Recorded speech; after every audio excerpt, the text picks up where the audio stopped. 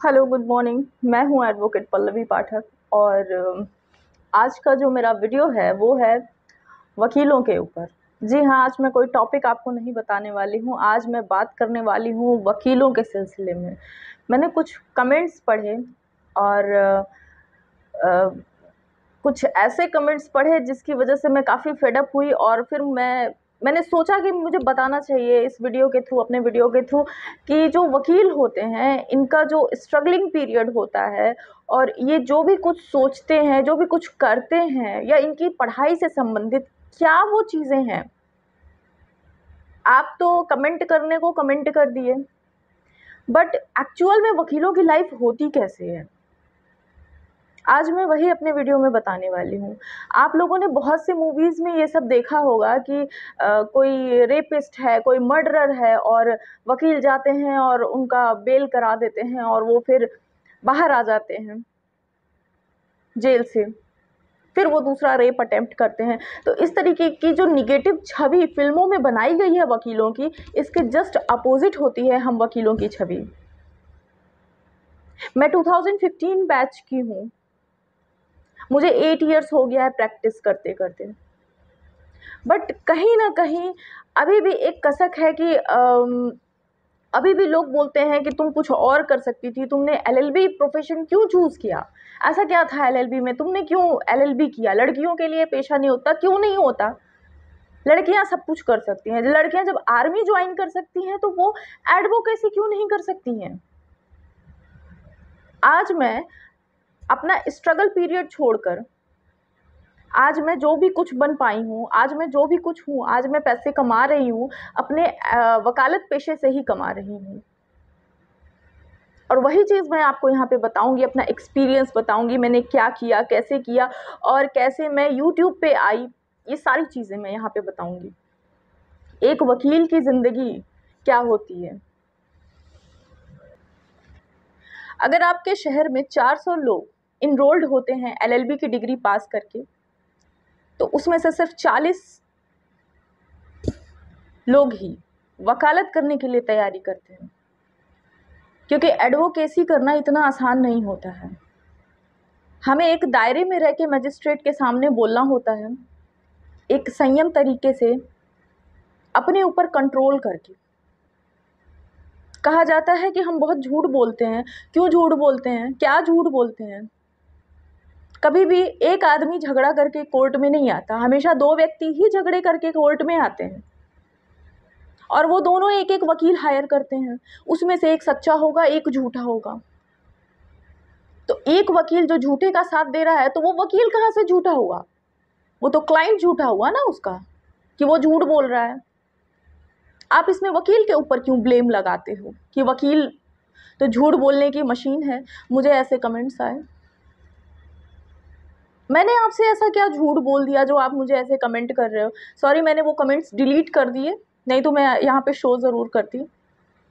झूठ बोलने की मशीन होते हैं वकील, नहीं, ऐसा कुछ भी नहीं है। एक क्रिमिनल क्राइम करके आता है और वो अपने वकील को ये चीज़ बताता है कि सर हमने ये किया है और मुझे आप बचा लीजिए। वो वकील का दिमाग है वहाँ पे कि वो किस तरीके से उसको कौन से सेक्शन के थ्रू में कौन से क्या कॉन्सिक्वेंसेस लगा के उसको बचाता है, उसको बाहर निकालता है। तो जहाँ से एक क्रिमिनल सोचना बंद करता है, वहाँ से एक वकील सोचना शुरू करता है। तो आप उसके दिमाग का परिप्रेक्ष्य नहीं ले सकते हैं। जैसे एक डॉक्टर प्रेस्क्राइब करता है कोई मेडिसिन, कोई दवा अपने पेशेंट को और वो खा के मर जाता है, तो डॉक्टरों को प्रोटेक्शन एक्ट के तहत उनके ऊपर 302 नहीं लगाया जाएगा, मर्डर का केस नहीं लगेगा, सद्भावपूर्वक ये हुआ है ये मान लिया जाएगा। लेकिन वकीलों के साथ ऐसा नहीं होता है, पूरा ब्लेम वकील के ही ऊपर डाल दिया जाता है। क्यों? क्योंकि हमारे साथ कोई खड़ा नहीं है। डॉक्टर को भगवान बना दिया गया और हम वकीलों को शैतान। डॉक्टर के हाथों अगर पेशेंट मर जाता है तो भाई कोई बात नहीं, गलती हो गई, लेकिन हमारे थ्रू अगर कोई भी क्लाइंट जेल चला जाता है या उसको कोई सज़ा हो जाती है तो हम ही दोषी हो जाते हैं, हमें कुछ नहीं आता, हम बेकार हैं। शुरुआती समय में, स्ट्रगलिंग पीरियड में, एक वकील को अपनी दिनचर्या के लिए घर से ही पैसे लेने पड़ते हैं।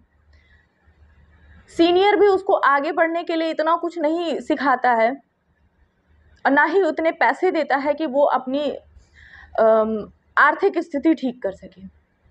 एक नए वकील को 5 साल लग जाते हैं, 5 साल लग जाते हैं अपने आप को स्ट्रॉन्ग बनाने के लिए, अपने आप को साबित करने के लिए। बहुत मेहनत करता है एक वकील। मैं यहाँ वकील की बात कर रही हूँ, दलालों की बात नहीं कर रही हूँ। जी हाँ, हमारे पेशे में कुछ दलाल भी हैं जिनको वकील की श्रेणी में रखा गया है। पैसे लेते हैं और किसी दूसरे वकील को हायर करवा के काम करवा देते हैं और अपने आप को वकील बताते हैं। तो आप सोचते हैं कि ये क्या वकील है। मैं यहाँ पे फिर से बताऊं, मैं यहाँ पे एक वकील की बात कर रही हूँ। मैं अपने शुरुआती टाइम की बात कर रही हूँ। मैंने हाई कोर्ट से ज्वाइन किया था एडवोकेट दुर्गा त्रिपाठी को। बहुत कुछ सिखाया उन्होंने। आज भी मुझे अगर ज़रूरत पड़ती है तो मैं उनको कॉल करके पूछती हूँ कि मैम इसमें मैं ऐसा क्या करूँ कि जिसकी वजह से ये ऑर्डर मेरा सही हो जाए, या मुझे इसमें क्या करना चाहिए।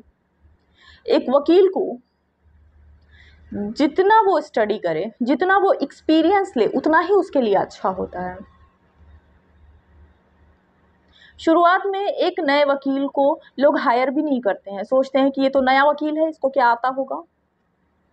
एक्सपीरियंस्ड वकील को करते हैं, 10 साल 15 साल पुराने या 20 साल पुराने वकील को करते हैं, एजेड वकील को करते हैं।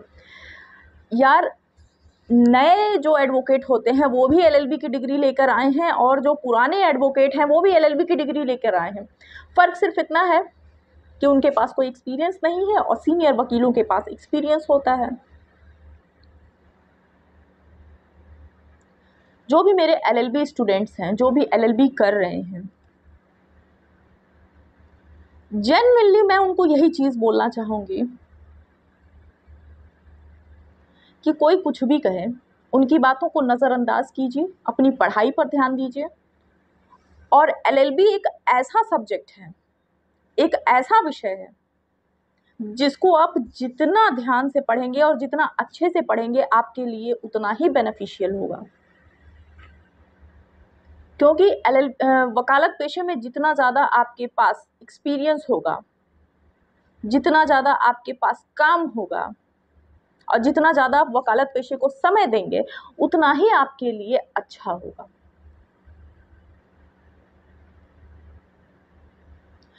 कुछ क्लाइंट्स कहते हैं कि अगर मैंने आपको मुकदमा दिया, आप जो हमारे प्रतिवादी हैं, आप उनके वकील से क्यों बात कर रहे हैं। क्यों ना बात करूं, पर्सनल एक्सपीरियंस से बता रही हूँ।